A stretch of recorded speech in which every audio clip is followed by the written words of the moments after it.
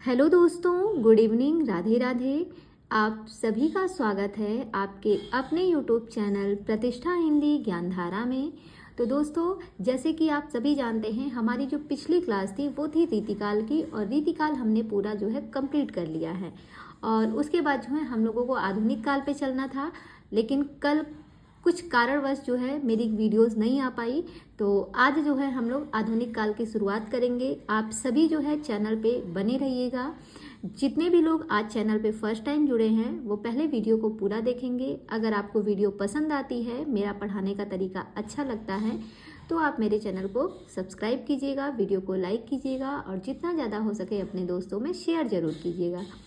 तो चलिए दोस्तों, शुरू करते हैं आधुनिक काल। देखिए, बात करें आधुनिक काल की, तो आधुनिक काल में सबसे पहले हम देखेंगे भारतेंदु युग को। भारतेंदु युग, जिसका एक और नाम है जिसे हम पुनर्जागरण काल कहते हैं। याद रखिएगा, पुनर्जागरण काल कहते हैं। और हाँ, इसका एक और नाम मिलता है नवजागरण काल। यहाँ पे दिया नहीं है, बट आप इसको नोट कर सकते हैं। इसी पुनर्जागरण काल को नवजागरण काल भी कहा जाता है, भारतेंदु युग भी कहा जाता है और पुनर्जागरण काल भी कहा जाता है। तीनों एक ही नाम है, ये ध्यान रखिएगा। आइए अब इनके बारे में कुछ पॉइंट्स देख लेते हैं। सबसे पहला पॉइंट दिया गया है, हिंदी साहित्य में आधुनिक काल नाम सर्वप्रथम आचार्य रामचंद्र शुक्ल द्वारा दिया गया है। कहते हैं जो हिंदी साहित्य का इतिहास जो हम पढ़ते हैं, इसमें जो आधुनिक काल, ये जो आधुनिक काल जो नाम दिया गया है, ये सबसे पहले किस आचार्य के द्वारा दिया गया था? तो सबसे पहले जो है आचार्य रामचंद्र शुक्ल ने ही जो है इस काल को आधुनिक काल की संज्ञा दी थी। याद रखिएगा। सेकंड पॉइंट है रेनेसा, जिन्हें हम नवजागरण या पुनर्जागरण काल कहते हैं। इन शब्द का प्रयोग सर्वप्रथम प्रसिद्ध फ्रांसीसी इतिहासकार मिसेसेट ने 19वीं सदी के पूर्वार्ध में किया था। कहते हैं जो नवजागरण या पुनर्जागरण शब्द जो है, इसका जो सबसे पहले प्रयोग किया गया था, एक प्रसिद्ध फ्रांसीसी इतिहासकार थे जिनका नाम था मिसेसेट। इन्होंने 19वीं सदी के पूर्वार्ध में किया था। ये पॉइंट आप ध्यान रखिएगा। आगे बढ़ते हैं। अगला पॉइंट है, कुछ आलोचकों ने नवजागरण और पुनर्जागरण में शाब्दिक भेद करते हुए भक्ति काल को नवजागरण तथा 19वीं सदी के आरंभ होने वाले जागरण को पुनर्जागरण कहा।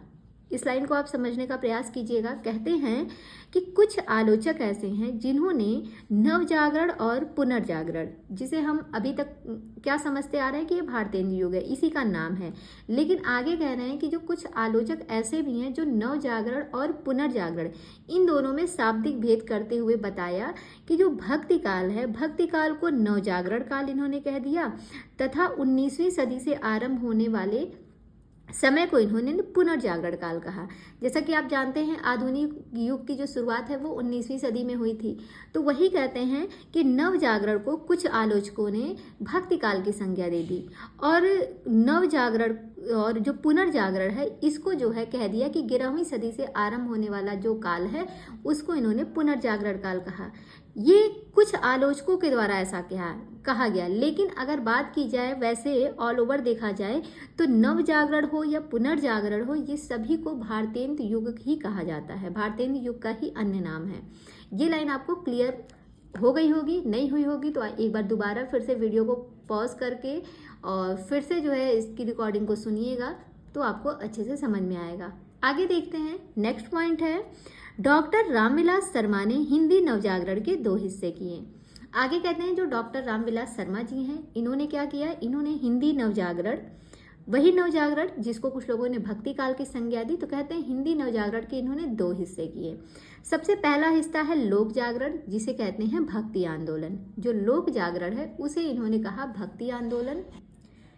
दूसरा है नवजागरण, जिसे इन्होंने हिंदी नवजागरण या आधुनिक काल कहा। तो ये दोनों जो है 2 हिस्से हिंदी नवजागरण के किसने किए थे? रामविलास शर्मा ने किए थे। इन्होंने जो है लोक जागरण को भक्ति आंदोलन कहा, और जो नवजागरण है इसको इन्होंने क्या कहा? इसको इन्होंने हिंदी नवजागरण या फिर आधुनिक युग कहा। और इसी नवजागरण को कुछ आलोचकों ने भक्ति काल की संज्ञा दी थी, लेकिन जो रामविलास शर्मा थे इन्होंने भक्ति आंदोलन जो है उसको लोक जागरण कहा, और नवजागरण को इन्होंने हिंदी नवजागरण या फिर कह सकते हैं आधुनिक काल कहा। ये लाइन क्लियर हो गई। आगे कहते हैं, डॉक्टर रामविलास शर्मा ने लोक जागरण तथा नव जागरण में निम्नलिखित ढंग से अंतर व्यक्त किया। अब देखते हैं इन्होंने लोक जागरण और नव जागरण में क्या अंतर जो है व्यक्त किया है। पहला पॉइंट है, लोक जागरण प्रथम जातीय निर्माण को व्यक्त करने वाला सांस्कृतिक आंदोलन है। कहते हैं जो लोक जागरण है यह प्रथम जातीय निर्माण को व्यक्त करने वाला सांस्कृतिक आंदोलन है, जिसका मुख्य स्वर सामंत विरोधी तथा मानवतावादी है। भक्ति आंदोलन का काव्य ही लोक जागरण का काव्य है। आगे कहते हैं, ये तो हो गए लोक जागरण के विषय में बात। दूसरा पॉइंट है कि नव जागरण या हिंदी नव जागरण, जिसे आधुनिक काल हम लोग कह रहे हैं, कहते हैं नव जागरण या फिर हिंदी नव जागरण राष्ट्रीय स्वाधीनता का सामाजिक, राजनीतिक और सांस्कृतिक आंदोलन है, जिसका मुख्य स्वर साम्राज्यवाद विरोधी तथा सामंतवाद विरोधी है। क्या कह रहे हैं, समझने का प्रयास कीजिएगा। कहते हैं कि नव जागरण या हिंदी नव जागरण, जिसे हम आधुनिक युग कहते हैं, उसके संदर्भ में कहते हैं कि ये जो है राष्ट्रीय स्वाधीनता का सामाजिक, राजनीतिक और सांस्कृतिक आंदोलन है, जिसका मुख्य स्वर क्या है, साम्राज्यवाद विरोधी तथा सामंतवाद विरोधी है। ये रामविलास शर्मा के द्वारा कहा गया है।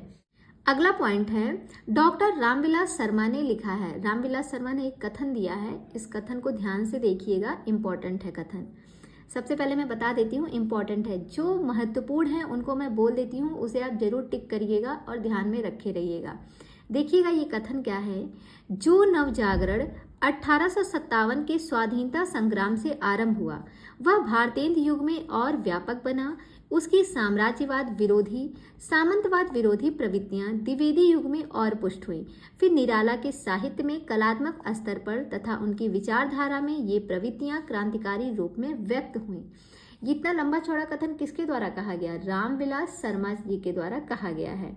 क्या कहते हैं कि जो नव जागरण 1857 के स्वाधीनता संग्राम से आरंभ हुआ वह भारतेंद्र युग में और व्यापक बना। उसकी साम्राज्यवाद विरोधी, सामंतवाद विरोधी प्रवृत्तियां द्विवेदी युग में और पुष्ट हुई। फिर निराला के साहित्य में कलात्मक स्तर पर तथा उनकी विचारधारा में ये प्रवृत्तियां क्रांतिकारी रूप में व्यक्त हुई। ये जो कथन है ये रामविलास शर्मा के द्वारा कहा गया है। आगे देखते हैं, एक और कथन है जो कि डॉक्टर मैनेजर पांडे के द्वारा लिखा गया है। वो कथन क्या है कि रामविलास शर्मा हिंदी नवजागरण और उसके साहित्य की विशेषताओं का सशक्त, स्वतंत्र और प्रामाणिक विवेचन करने वाले पहले व्यक्ति हैं। तो आप जानते हैं जो मैनेजर लोग होते हैं, अगर कहीं पे कोई मैनेजर है तो वही जो है लास्ट डिसीजन वही लेता है, ठीक है, और उसी के कहने पे ही चीज़ें होती हैं। तो पहला व्यक्ति अगर माना जाए तो कौन है, मैनेजर ही है ना। तो यहाँ पे पहले व्यक्ति शब्द को पकड़िएगा तो आसानी से आप इनको याद रख सकते हैं। ये मैनेजर पांडे के द्वारा लिखा गया है। क्या है कथन, एक बार फिर से पढ़ते हैं। रामविलास शर्मा हिंदी नव जागरण और उसके साहित्य की विशेषताओं का सशक्त, स्वतंत्र और प्रामाणिक विवेचन करने वाले पहले व्यक्ति हैं। तो किसी भी चीज़ का सशक्त, स्वतंत्र और प्रामाणिक विवेचन कौन कर सकता है, एक मैनेजर ही कर सकता है। उसके जो नॉर्मल कर्मचारी होते हैं वो उनके पास जो है इतनी पावर, इतनी शक्ति नहीं होती है। एक मैनेजर के पास ही ये सारी शक्तियाँ होती हैं, वही कर सकता है। तो मैनेजर से याद हो जाएगा, ये मैनेजर पांडे के द्वारा कही गई है। आगे देखते हैं, अगला जो कथन है वो डॉक्टर रामस्वरूप चतुर्वेदी के द्वारा लिखा गया है। इनका क्या कहना है कि पुनर्जागरण दो जातीय संस्कृतियों की टकराहट से उत्पन्न रचनात्मक ऊर्जा है। ये डॉक्टर रामस्वरूप चतुर्वेदी के द्वारा लिखा गया कथन है कि जो पुनर्जागरण है, पुनर्जागरण दो जातीय संस्कृतियों की टकराहट से उत्पन्न रचनात्मक ऊर्जा है। किसने कहा है, रामस्वरूप चतुर्वेदी के द्वारा लिखा गया है। आगे देखेंगे, अगला पॉइंट है, हिंदी में आधुनिकता और पुनर्जागरण के प्रवर्तक और पितामह भारतेंदु हरिश्चंद्र को माना जाता है। मोस्ट इंपॉर्टेंट लाइन है, ध्यान रखिएगा कि हिंदी में आधुनिकता और पुनर्जागरण के प्रवर्तक और पितामह की अगर हम बात करें तो कौन माना जाता है, तो माने जाते हैं भारतेंदु हरिश्चंद्र जी। आगे कहते हैं, विभिन्न विद्वानों ने भारतेंदु युग का काल निर्धारण निम्न ढंग से किया है। तो अलग अलग कवियों ने, अलग अलग लेखकों ने जो है भारतेंदु युग की जो समय सीमा है उसको अलग अलग मानी है और उनका नाम भी जो है अलग अलग दिया है अपने अपने अनुसार। इसमें जो सबसे पहले कवि आते हैं, जिसमें हम प्रस्तोता की बात करें तो सबसे पहले आते हैं मिश्र बंधु। मिश्र बंधुओं ने भारतेंदु युग का जो समय है वो क्या माना है, तो इनके अनुसार 1869 ईस्वी इनका समय माना गया है और 1868 से 1868 तक का जो समय है ये भारतेंदु काल का है। ये किसने माना है? मिश्र बंधुओं ने माना है। और इन्होंने इसका नाम क्या दिया था, मतलब भारतेंदु युग का नाम क्या दिया था? वर्तमान काल कहा था। भारतेंदु युग को वर्तमान काल किसने कहा था? मिश्र बंधुओं ने कहा था। और समय सीमा जो निर्धारित की थी वो थी 1869 से 1888। आगे बात करेंगे जो रामचंद्र शुक्ल हैं, तो इसमें भाई मिश्र बंधु भी इम्पोर्टेंट है और शुक्ल जी भी काफ़ी इम्पोर्टेंट ही हैं। शुक्ल जी ने क्या माना, ये तो बहुत मोस्ट इम्पॉर्टेंट है, इनका याद रखिएगा कि भारतेंदु युग का समय सीमा इन्होंने क्या माना था। शुक्ल जी ने 1868 से 1893 माना है। भारतेंदु युग का जो समय सीमा है उसकी बात हो रही है।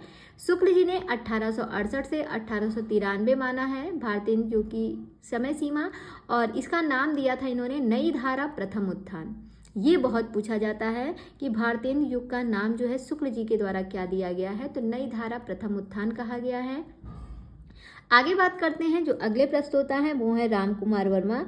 रामकुमार वर्मा ने भारतेंदु युग का जो समय सीमा मानी है 1870 से 1900 मानी गई है। 1870 से 1900 इसकी समय सीमा निर्धारित की गई है और इसको इन्होंने आधुनिक काल नाम दिया। भारतेंदु युग को आधुनिक काल किसने कहा? रामकुमार वर्मा ने कहा। इसके बाद अगले जो प्रस्तोता आते हैं वो हैं केसरी नारायण शुक्ल जी। इन्होंने जो है भारतेंदु युग की जो समय सीमा है वो मानी 1865 से 1900।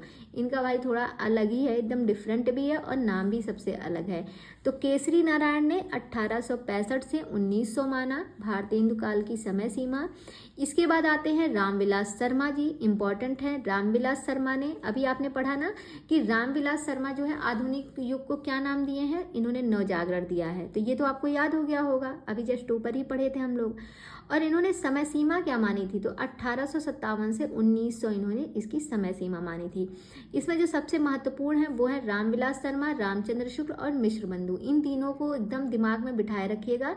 बाकी जो दो लोग हैं इनको भी आप ध्यान रखिएगा, लेकिन ये तीनों को तो भूलना नहीं चाहिए। इनमें से किसी एक का भी आपसे पूछ सकता है कि इन्होंने भारतेंदु युग की जो समय सीमा क्या मानी थी और इन्होंने भारतेंदु युग का नाम क्या रखा था। तो ये सारे पॉइंट्स इंपॉर्टेंट हैं। आगे देखेंगे भारतेंदु पूर्व काव्यधारा, जिसका समय 1843 से 1867 ईस्वी माना गया है। भारतेंदु पूर्व यानी कि भारतेंदु युग के पहले की बात हो रही है। भारतेंदु पूर्व काव्यधारा कहते हैं, पहला पॉइंट है सन 1843 से 1867 ईस्वी तक की कृतित्व भारतेंदु युग की पृष्ठभूमि के रूप में जाना जाता है। कहते हैं सन 1843 से 1867 ईस्वी तक का कृतित्व जो है वो भारतेंदु युग की पृष्ठभूमि के रूप में जाना जाता है, यानी कि उस समय जो रचनाएं लिखी गई थी वो भारतेंदु युग की पृष्ठभूमि के रूप में जानी जाती हैं। आगे देखेंगे भारतेंदु पूर्व काव्यधारा में रचित महत्वपूर्ण भक्ति काव्य निम्नलिखित हैं। जो भक्ति काव्य की रचना की गई थी भारतेंदु पूर्व काव्यधारा में, ठीक है। तो इसमें सबसे पहले जो कवि आते हैं वो हैं रीवा नरेश रघुराज सिंह। इन्होंने जो रचनाएं लिखी थी उसमें पहली रचना है राम स्वयंवर 1969 ईस्वी। राम स्वयंवर कब लिखी गई? ये 1969 ईस्वी में लिखी गई। दूसरी रचना है रुक्मणी परिणय। अगली रचना है आनंदाभुनिधि और चौथी रचना है रामाष्टयाम। ये सारी की सारी रचनाएं जो हैं रीवा नरेश रघुराज सिंह के द्वारा लिखी गई हैं और इसमें जो है इम्पॉर्टेंट हैं रामाष्टयाम और आनंदाभुनिधि। ये दोनों रचनाएं इनकी इम्पॉर्टेंट हैं और इसी के साथ जो है राम स्वयंवर भी इम्पॉर्टेंट है, उसका समय ध्यान रखिएगा, जो कि 1869 ईस्वी में लिखी गई है, और रुक्मणी परिणय। आगे देखेंगे जो अगले कवि हैं वो हैं रघुनाथ दास राम सनेही। इनकी रचना है विश्राम सागर। विश्राम सागर 1854 ईस्वी में लिखी गई है। लिखी कब गई है विश्राम सागर? तो 1854 ईस्वी में लिखी गई है, इसको ध्यान रखिएगा। कहते हैं आप जिससे स्नेह करते हो, लिखा है ना राम स्नेही, आप जिससे स्नेह करते हो उस व्यक्ति को क्या होता है? उसको अधिकतर विश्राम, वो अधिकतर सोने में बिलीव करता है, मतलब उसको सोना, नींद बहुत पसंद होती है। सोचिए आप किसी व्यक्ति से बहुत ज़्यादा स्नेह करते हैं, बहुत ज़्यादा प्रेम करते हैं, आप सोचो उससे मैं बात करूँ तो कुछ देर, एक आध घंटे बात करूँ, बट क्या होता है वो इंसान, वो व्यक्ति जब सामने आता है आपके तो क्या करता है? उसको तो अपनी नींद प्यारी होती है, फौरन सोने चला जाता है, अरे यार मुझे तो नींद आ रही है।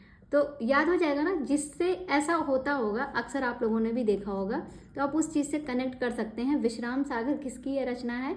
तो ये भाई राम स्नेही, जिससे हम ज़्यादा स्नेह करते हैं वो व्यक्ति हमें टाइम नहीं देता, उसके लिए उसकी नींद प्यारी होती है। अक्सर ये लाइनें जो है लड़कियां बोलती हैं लड़कों के लिए, लड़कियां तो नहीं सोती हैं लेकिन लड़के ज़रूर विश्राम के लिए चले जाते हैं। तो आसानी से आप इनको याद रख सकते हैं। 1854 ईस्वी की रचना है। आगे देखेंगे सरदार कवि हैं। सरदार कवि की बात करें तो इनकी रचनाएं हैं राम रत्नाकर, रामलीला प्रकाश, हनुमत भूषण और तुलसी भूषण। तुलसी भूषण इसके पहले भी हमने पढ़ी थी। तुलसी भूषण जो है एक कवि की थी, इसके पहले हमने रीतिकाल में देखी थी। और यहाँ पे तुलसी भूषण किसकी रचना है? तो तुलसी भूषण जो है ये सरदार कवि की रचना है। और रीतिकाल की अगर हम बात करें तो रस रूप नामक एक कवि थे, उनकी रचना थी तुलसी भूषण। और यहाँ पे सरदार कवि की है, दोनों को ध्यान रखिएगा। आगे बात करते हैं ललित किशोरी, जिन्हें हम कुंदन लाल के नाम से जानते हैं। इन्होंने लिखा था स्फुट छंद। इसके बाद अगले कवि आते हैं गोपाल चंद गिरधर दास। इनकी जो रचनाएं हैं ये काफ़ी महत्वपूर्ण हैं, ठीक है, इनको याद रखिएगा, गोपाल चंद गिरधर दास को। इनकी जो रचनाएं हैं वो है राधा स्त्रोत, गोपाल स्त्रोत, जरासंध वध, बलराम कृथामृत और राम कथामृत। ये सारी की सारी रचनाएं गोपाल चंद गिरधर दास के द्वारा लिखी गई हैं। इसके बाद हम बात करेंगे भारतेंदु पूर्व ब्रज भाषा में रचित श्रृंगारिक रचनाएं कौन कौन सी हैं। अभी हमने देखा भारतेंदु पूर्व जो है भक्ति काव्य कौन कौन से लिखे गए थे। भारतेंदु पूर्व में भक्ति काव्य कौन कौन से लिखे गए थे। वैसे ही अब हम बात करेंगे भारतेंदु पूर्व जो है ब्रज भाषा में कौन कौन सी रचनाएं जो हैं, कौन कौन सी श्रृंगारिक रचनाएं की गई थी। इसमें अगर हम बात करें तो सबसे पहले जो कवि आते हैं वो हैं सेवक। सेवक की बात करें तो इन्होंने लिखा है नक्शिक। ये कई बार पूछा गया है, तो इनकी वाली जो नक्शिक है वो इम्पॉर्टेंट है। और भाषा क्या है? ब्रज भाषा है। भारतेंदु पूर्व युग में ये रचना लिखी गई थी। दूसरे कवि आते हैं सरदार कवि। इन्होंने लिखा है षड ऋतु, साहित्य सरसी और श्रृंगार संग्रह। षड ऋतु, साहित्य सरसी और श्रृंगार संग्रह, ये किसने लिखा है? सरदार कवि के द्वारा लिखी गई रचना है। आगे देखेंगे अगले जो कवि हैं वो हैं चंद्रशेखर वाजपेयी जी। इनकी जो रचनाएं हैं वो हैं नक्शिक, हमीरहट। हमीरहट मोस्ट इंपॉर्टेंट है, ध्यान रखिएगा। 1845 ईस्वी में लिखी गई है रचना, चंद्रशेखर वाजपेयी की है, नक्शिक और हमीरहट। इसके बाद हम देखेंगे भारतेंदु पूर्व काव्य रीति निरूपण रचनाएं निम्नांकित हैं। भारतेंदु पूर्व काव्य रीति निरूपण रचनाएं कौन कौन सी लिखी गई हैं, इनको हम देखेंगे। और इसमें अगर हम बात करें तो सबसे पहले जो कवि आते हैं वो है रामदास, जिन्हें हम राजकुमार के नाम से जानते हैं। रामदास हैं जिन्हें हम किस नाम से जानते हैं? राजकुमार के नाम से।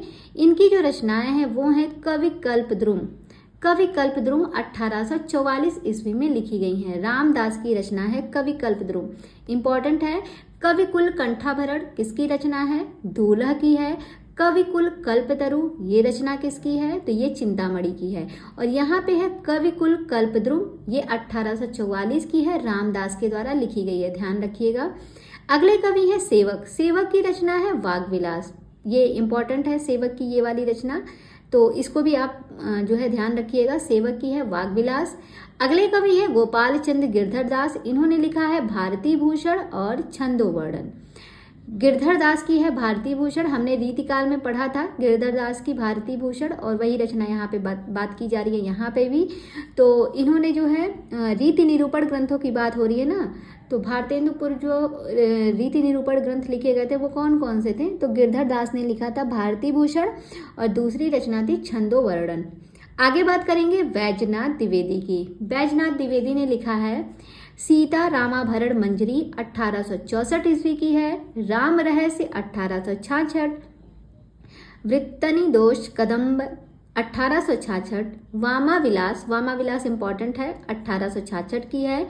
उद्दीपन श्रृंगार 1867। अनुभव उल्लास 1867 तथा चित्राभरण 1867। ये सारी रचनाएं वैद्यनाथ द्विवेदी के द्वारा लिखी गई हैं। इंपॉर्टेंट कौन कौन सी है? सीता रामाभरण मंजरी 1864 की है। राम रहस्य 1866। वामाविलास 1866। अनुभव उल्लास 1867। ये सारी रचनाएं इनकी इंपॉर्टेंट हैं। आगे बात करेंगे जो अगले कवि हैं वो हैं लच्छीराम, जिन्हें हम ब्रह्म भट्ट के नाम से जानते हैं। लच्छीराम का एक और नाम क्या मिलता है, तो ब्रह्म भट्ट मिलता है।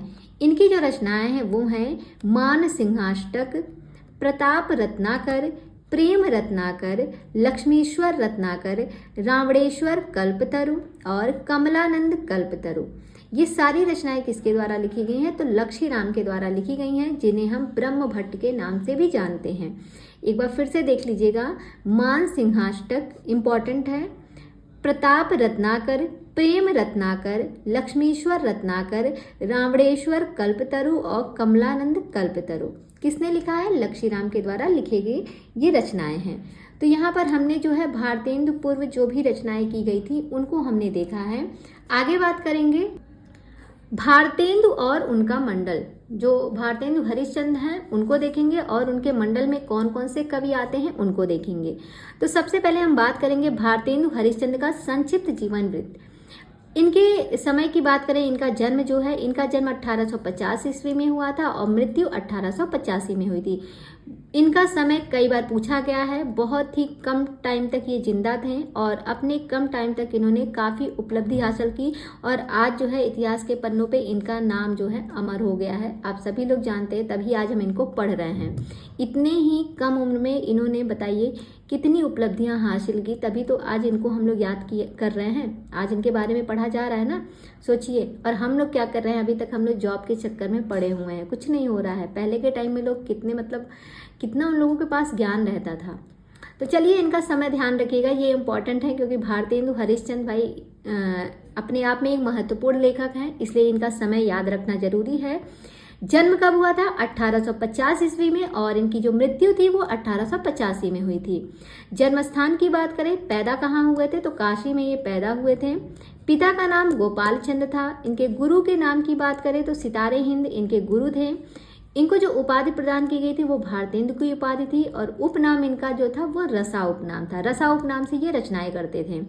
आगे देखेंगे, भारतेंदु हरिश्चंद्र की समस्त रचनाओं की संख्या 175 है और उनके काव्य ग्रंथों की संख्या 70 है। इनके काव्य संग्रह निम्नलिखित हैं। कहते हैं जो भारतेंदु हरिश्चंद्र हैं, इनकी समस्त रचनाएं यानी कि टोटल जितनी भी रचनाओं की बात की जाती है उसकी जो संख्या बताई गई है वो 175 बताई गई है। लेकिन अगर इनके काव्य ग्रंथों की केवल बात की जाए तो इनकी संख्या कितनी बताई गई है, 70 बताई गई है। 70 काव्य ग्रंथ इनके द्वारा लिखे गए हैं और टोटल ग्रंथों की संख्या जो है वो 175 है। अब हम बात करेंगे ये जो 70 काव्य ग्रंथ लिखे गए हैं वो कौन कौन से हैं, एक बार इसको पढ़ लेते हैं। देखिए हैं 70। अब आप 70 देख के इनको नज़रअंदाज मत कीजिएगा क्योंकि यहाँ से आपको परीक्षा में प्रश्न देखने को मिलता है, तो ये सारी की सारी रचनाएं आप याद जरूर रखिएगा। चलिए एक एक करके पढ़ते हैं। पहला है भक्ति सर्वस्व, प्रेम मालिका, कार्तिक स्नान, वैशाख महात्म्य, प्रेम सरोवर, प्रेमाश्रु वर्षण, जैन कुतूहल, प्रेम माधुरी, प्रेम तरंग, उत्तरार्ध भक्तमाल, प्रेम प्रलाप, गीत गोविंदानंद, सतसई श्रृंगार, होली। होली भी देखिए इनकी रचना है। मधुमुकुल, राग संग्रह, वर्षा विनोद, विनय प्रेम पचासा, फूलों का गुच्छा, प्रेम फुलवारी, कृष्ण चरित, श्री अलवरत वर्णन, श्री राजकुमार सुस्वागत पत्र, सुमनोंजलि। ये काफी बार पूछा गया है, सुमनोंजलि किसकी रचना है, तो भारतेंदु हरिश्चंद्र की है। श्री जीवनी जी महाराज, चतुरंग, देवी छद्मलीला, प्रातः स्मरण मंगल पाठ, दैन्य प्रलाप, उरेहना, तन्मय लीला, दान लीला, रानी छद्मलीला, संस्कृत लावनी, वसंत होली। देखिए एक होली रचना हमने पढ़ी और यहाँ पे एक मिली वसंत होली, दोनों इन्हीं की रचना है। फिर है स्फुट समस्याएं, मुख दिखावनी। क्या है, मुख दिखावनी, उर्दू का स्यापा, कई बार पूछा गया है उर्दू का स्यापा, प्रबोधिनी, प्रातः समीरन, बकरी विलाप। बकरी विलाप भी कई बार पूछी गई रचना है, ध्यान रखिएगा। बकरी विलाप किसकी है, तो ये भारतेंदु हरिश्चंद्र की है। और एक रचना मिलती है अबला विलाप, तो अबला विलाप जो है वो एमपीडी की है यानी कि महावीर प्रसाद द्विवेदी की है। बकरी विलाप भारतेंदु हरिश्चंद्र की और अबला विलाप महावीर प्रसाद द्विवेदी की, ध्यान रखिएगा। आगे है स्वरूप चिंतन, श्री राजकुमार शुभागमन वर्णन, भारत भिक्षा, श्री पंचमी, श्री सर्वोत्तम स्रोत, निवेदन पंचक, मान सोपायन, प्रातः स्मरण स्त्रोत, हिंदी की उन्नति पर व्याख्यान, हिंदी की उन्नति पर व्याख्यान, अपवर्गदाष्टक, अपवर्गदाष्टक, मनुमुकुलमाला, वेणुगीति, श्रीनाथ स्तुति, मूक प्रश्न, अपवर्ग पंचक, पुरुषोत्तम पंचक, भारत वीरत्व, श्री सीता वल्लभ स्त्रोत, श्री रामलीला, भीष्म स्वराज, मानलीला फूल बुझौल। याद रखिएगा, ये रचना का नाम है भाई मानलीला फूल बुझौल। बंदर सभा काफी महत्वपूर्ण रचना है, बंदर सभा। विजय वल्लरी, विजयनी विजय वैजंती, ये भी काफी महत्वपूर्ण है, परीक्षा में पूछी गई है। नए जमाने की मुकरी, ये भी रचना इनकी काफी इंपॉर्टेंट है। फिर है जातीय संगीत, रिपुनाष्टक, रिपुनाष्टक भी इंपॉर्टेंट है। स्फुट कविताएं और प्रिंस ऑफ वेल्स के पीड़ित होने पर कविता। तो ये टोटल 70 इनके जो क्या है काव्य ग्रंथ हैं, किसके, भारतेंदु हरिश्चंद्र के। इन 70 काव्य ग्रंथों को आप ध्यान रखिएगा क्योंकि यहाँ से प्रश्न आपके बनते हैं। आगे देखिएगा, भारतेंदु कृत विजयनी विजय वैजंती शीर्षक कविता मिस्र में भारतीय सेना की विजय प्राप्ति पर लिखी गई थी। कहते हैं जो भारतेंदु हरिश्चंद्र की एक रचना है विजयनी विजय वैजंती, ये जो रचना है, ये कविता जो है मिस्र में भारतीय सेना की विजय प्राप्ति पर लिखी गई थी। कब लिखी गई थी? मिस्र में जब हमारी भारतीय सेना गई थी तो उनकी विजय प्राप्ति पर ये वाली रचना भारतेंदु हरिश्चंद्र के द्वारा लिखी गई थी। क्या है उस रचना का नाम? वो कविता क्या है? विजयनी विजय वैजंती। आगे कहते हैं, अगला जो पॉइंट है वो है, भारतेंदु ने नारद भक्ति सूत्र और सांडिल्य भक्ति सूत्रों का अनुवाद क्रमशः तदीय सर्वस्व 1874 ईस्वी और भक्ति सूत्र वैजंती शीर्षक से किया था। कहते हैं जो भारतेंदु हरिश्चंद्र जी थे, इन्होंने नारद भक्ति सूत्र और शांडिल्य भक्ति सूत्रों का अनुवाद जो है वो क्रमशः तदीय सर्वस्व 1874 और भारतीय सूत्र वैजंती शीर्षक से किया था। तो ये दोनों पॉइंट को आप ध्यान रखिएगा। इसके बाद जो है आगे कहते हैं, नेक्स्ट पॉइंट है, भारतेंदु हरिश्चंद्र ने पैरोडी, स्यापा, गाली, लावनी आदि शैलीगत रूपों में कविताएं लिखी जो कि निम्नलिखित हैं। तो इन्होंने बहुत सी शैलियों में कविताएं लिखी थी। तो कुछ रचनाओं को हम देख लेते हैं कौन सी शैली में लिखी गई थी। जैसे पहली रचना इनकी है बंदर सभा। बंदर सभा जो है ये पैरोडी शैली में लिखी गई थी। तो आप जानते हैं बंदर कहाँ पे पाए जाते हैं? पेड़ों पे पाए जाते हैं। पेड़ों से पैरोडी याद हो जाएगा। तो बंदर सभा किस शैली में है? पैरोडी में। उर्दू का स्यापा, ये स्यापा शैली में है। तो ये तो नाम से ही कनेक्ट है, स्यापा शैली में उर्दू का स्यापा। फिर समधिन मधुमास, समधिन मधुमास जो है ये गाली शैली में लिखी गई है। तो आप जानते हैं शादी ब्याह में जो समधी और समधिन होते हैं ये लोग खूब गाली गाते हैं और गाली खाते भी हैं, गाते भी हैं और खाते भी हैं। तो समधिन वगैरह का गाना खूब होता है ना, समधिन लोग गाती हैं शादी में, गारी वारी खूब देती हैं।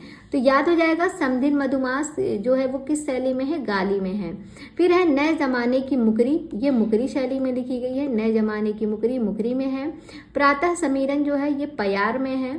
तो पयार को अगर बयार बना लीजिए तो प्रातः समीरन में प्रातः काल में जो बयार होती है, जो हवा होती है, वायु होती है, वो बहुत अच्छी चलती है कि नहीं? तो प्रातः समीरन जो है, इसको ऐसे करिएगा, प्रातः समीरन बयार बहुत बहती है अच्छी अच्छी। तो पयार, बयार पयार कनेक्ट हो जा रहा है। तो प्रातः समीरन जो है किस शैली में है? पयार शैली में। और इसके बाद है वर्षा विनोद। वर्षा विनोद जो है ये लावनी में है। वर्षा विनोद किस शैली में है? ये लावनी शैली में लिखी गई है। और आगे है रानी छद्मलीला, तन्मय लीला और देवी छद्मलीला, ये तीनों प्रबंध गीत हैं। देखिए छद्मलीला छद्मलीला छद्मलीला वाली जो रचनाएं हैं किसमें है? ये प्रबंध गीत में है। हाँ, इसके बाद है विजयनी विजय वैजंती और हिंदी भाषा। ये क्या है? ये एक निबंध काव्य है।